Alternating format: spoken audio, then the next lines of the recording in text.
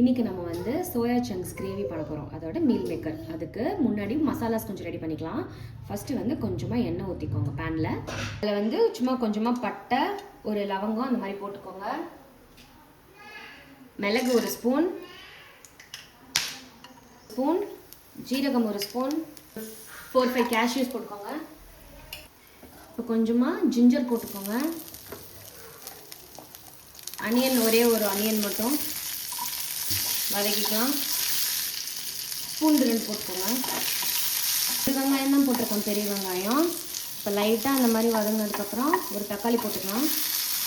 இப்போது கொஞ்சம் வதங்கிடுச்சு. நம்ம என்ன பண்ணலாம்னா ஆஃப் பண்ணி ஆற வச்சு இதை அரைச்சிட்டு வரலாம். இப்போ ஒரு கடாயில் ஒரு 3 டேபிள் ஸ்பூன் எண்ணெய் ஊற்றிக்கலாம். காஞ்சதுக்கப்புறம் கொஞ்சமாக சோம்பு போட்டுக்கோங்க. இப்போது 2 சின்னோண்டு பெரிய வெங்காயத்தை வந்து இந்த மாதிரி ஃபைனாக சாப் பண்ணி வச்சுருக்கேன். இதையும் நம்ம ஆட் பண்ணிக்கலாம். நல்லா கலர் மாறி வரட்டும். அனியன் நல்லா கலர் மாறிடுச்சுங்க. இப்போ என்ன பண்ணலாம்னா அதே மாதிரி 2 சின்ன தக்காளி எடுத்து அதோட பியூரி வந்து ஆட் பண்ணிக்கலாம். ஆட் பண்ணிவிட்டு இது வதங்கினதுக்கப்புறம் எண்ணெய் பிரிஞ்சு வரட்டும். எண்ணெய் பிரிஞ்சு வந்ததுக்கப்புறமேட்டு நம்ம பார்க்கலாம். இப்போ வதக்கி அரைச்சின்னா அந்த பேஸ்ட் வந்து நம்ம ஆட் பண்ணிக்கலாம். நல்லா வதக்கிக்கோங்க. கொஞ்சம் வரட்டுங்க. ஆட் பண்ணிக்கலாம். இப்போ கொஞ்சமாக காஷ்மீரி தூளும் சில்லி பவுடரும் மிக்ஸ் பண்ணது ஒரு ஸ்பூன், கறி மசாலா கொஞ்சம் நான்வெஜ் ஃப்ளேவருக்காக என்ன பண்ணுறோம்னா கொஞ்சமாக மட்டன் மசாலா போட்டுக்கலாம். மிக்ஸ் பண்ணிக்கலாம்.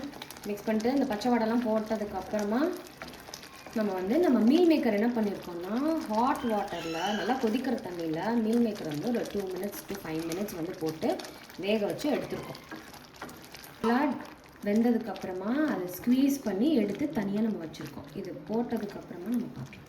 இப்போ பச்சை வாட்டெல்லாம் போயிடுச்சு. இப்போ என்ன பண்ணலாம்னா நம்ம மீல் மேக்கரை வந்து ஆட் பண்ணியிருக்கலாம். வாட்டரெலாம் நல்லா ஸ்க்வீஸ் பண்ணிவிட்டு போடுங்க.